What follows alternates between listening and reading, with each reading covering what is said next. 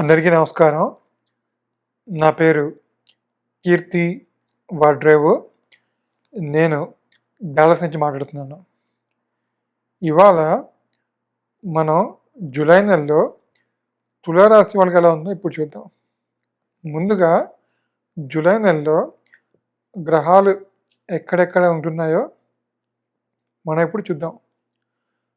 4వ తారీఖున శుక్రుడు సింహరాశిలోకి, 7వ తారీఖున బుధుడు వక్రించి కర్కాటక రాశి నుంచి మిథున రాశిలోకి, 16వ తారీఖున రవి మిథున రాశి నుంచి కర్కాటక రాశిలోకి ప్రవేశిస్తున్నారనమాట. ఇట్లా గ్రహాలు మారినప్పుడు తులారాశి వాళ్ళకి ఎలా ఉందో ఇప్పుడు చూద్దాం.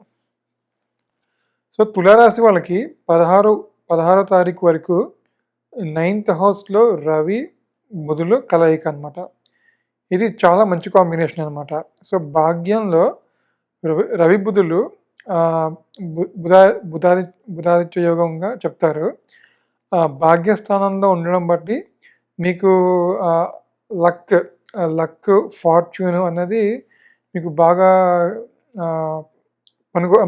కలిసి వస్తుంది అనమాట. అంటే మీకు అనుకోకుండా కలిసి రావడం కానీ, అనుకోని బహుమతులు, లేకపోతే అనుకోకుండా కొంచెం ఏమైనా గిఫ్ట్, అది మనీ కావచ్చు, వస్తువు కావచ్చు, అనుకోని గిఫ్ట్స్ కానీ, లేకపోతే ఏదైనా మీకు ప్లాన్ చేసి కొనాలనుకుంటే ఏమైనా ప్రాపర్టీస్ కానీ, అవన్నీ అవ్వడానికి, అంటే ఏమైనా ప్రాపర్టీస్ కొనడానికి అవకాశం ఉందన్నమాట. సో 9th హౌస్లో రవి బుధులు మీ లక్, మీ ఫార్చ్యూన్ని బాగా పెంచుతారనమాట. సో అదేవిధంగా మీకు మీ సీనియర్స్, అంటే మీ పెద్దల దగ్గర నుంచి కానీ, మీ సీనియర్స్ దగ్గర నుంచి మీకు సలహా, మీకు మంచి డైరెక్షన్ అనేది లభిస్తుందన్నమాట.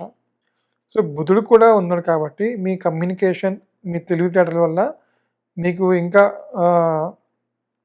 అదృష్టం కొంచెం బాగా కలిసి వచ్చి మీకు అంటే రూ. 50 రావాల్సిన చోట రూ.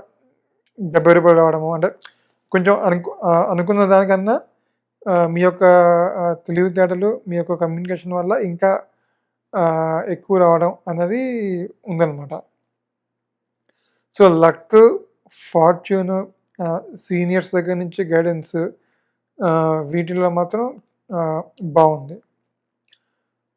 సో ఇది బుధుడి వల్ల ఉండే ఫలితాలు అనమాట.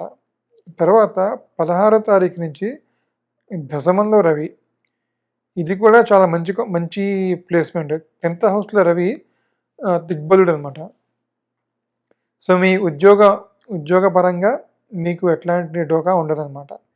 సో మీ అధికారుల దగ్గర నుంచి మీకు మంచి సపోర్టు, మీ ఉద్యోగంలో కూడా మీరు చేయాలనుకున్న పనులు చాలా కాన్ఫిడెంట్గా, చాలా ధైర్యంగా చేసి ముందుకెళ్ళడం కానీ, అంటే ఎట్లాంటి అబ్స్టకిల్నైనా, ఎట్లాంటి అవరోధమైనా దాటి ముందుకెళ్ళడం లాంటివి జరుగుతుందన్నమాట.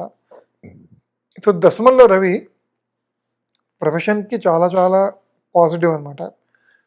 నేను ఇందాక చెప్పినట్టుగా మీ బాస్ దగ్గర నుంచి సపోర్టు, లేకపోతే వాళ్ళ దగ్గర నుంచి అప్రిషియేషన్స్ అనేది రావడానికి ఆస్కారం ఉందన్నమాట. ఇంకా నేను చెప్పినట్టుగా ఫర్ ఎగ్జాంపుల్ మీకు లక్, మనీ అన్నది కూడా ఉంటుందని చెప్పాను కదా. మీ ఆఫీస్లో మీరు బాగా పర్ఫామ్ చేయడం వల్ల మీ బాస్ నుంచి మీకు మంచి అప్రిషియేషన్ రావడం కానీ, దాని ద్వారా మీకు ఏమైనా ఒక చిన్న ఇంక్రిమెంటో, లేకపోతే ఒక గిఫ్టో రావడం అనేది కూడా జరగడానికి ఆస్కారం ఉందన్నమాట. సో తులారాశి వాళ్ళకి 9th హౌస్లో బుధుడు, 10th హౌస్లో రవి ఇద్దరు యోగిస్తున్నారనమాట. సో ఇది రవి వల్ల ఉండే ఫలితాలు అనమాట. తర్వాత లాభంలోకి శుక్రుడు, ఇది కూడా మంచి కాంబినేషన్. సో లాభంలో శుక్రుడు మీ అంటే మళ్ళీ మీ లాభాలు, అంటే మీకు ఇన్కమ్ అన్నది గ్రో అవడానికి కానీ, మీకు కొత్త ఇన్కమ్ రావడానికి ఆస్కారం ఉందన్నమాట. సో శుక్రుడు మీ రాష్ట్రాధిపతి లాభంలో ఉన్నాడు. అంటే మీ ఫ్రెండ్ సర్కిల్ కానీ, మీ సోషల్ సర్కిల్ నుంచి కానీ మీకు మంచి సపోర్టు, మీకు మంచి అంటే అవసరానికి హెల్ప్ చేయడం కానీ, మీకు మంచి సపోర్ట్‌ఫుల్‌గా ఉండడం కానీ జరుగుతుందనమాట. అలాగే శుక్రుడు ఏంటంటే మన రిలేషన్‌షిప్స్‌ని ఇండికేట్ చేస్తాడనమాట.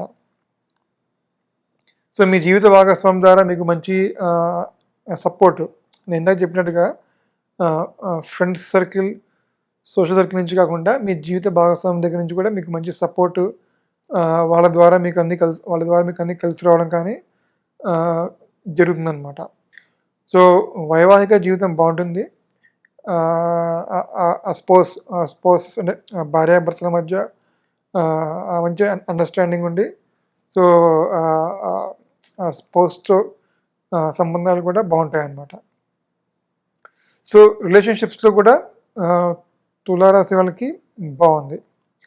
సో, రాశ్యాధిపతి లాభంలో ఉండడం బట్టి మీ హెల్త్ పాయింట్ ఆఫ్ వ్యూ కూడా బానే ఉందన్నమాట. మీకు అంటే ఏమైనా అనారోగ్యంగా ఉన్నా అవన్నీ తగ్గిపోయి మీరు మళ్ళీ తొందరగానే రికవర్ అవ్వడానికి ఛాన్స్ ఉందన్నమాట. సో, ఇది తులారాశికి నాకు తెలిసినంత వరకు. సో, తులారాశి వాళ్ళకి 9th హౌస్‌లో బుధుడు, 10th హౌస్‌లో రవి, 11th హౌస్‌లో శుక్రుడు, వీళ్ళ ముగ్గురు యోగిస్తున్నారు. వీళ్ళకి ఉద్యోగపరంగా, వ్యాపారపరంగా, లేకపోతే రిలేషన్‌షిప్స్, ఆ విషయాల్లో బావుంది. మిగిలిన విషయాల్లో కూడా బానే ఉంది. సో, ఇది నాకు తెలిసినంత వరకు తులారాశి గురించి. మళ్ళీ ఇంకో రాశి గురించి ఇంకో వీడియోతో మళ్ళీ కలుద్దాం. అంతవరకు థ్యాంక్ యూ.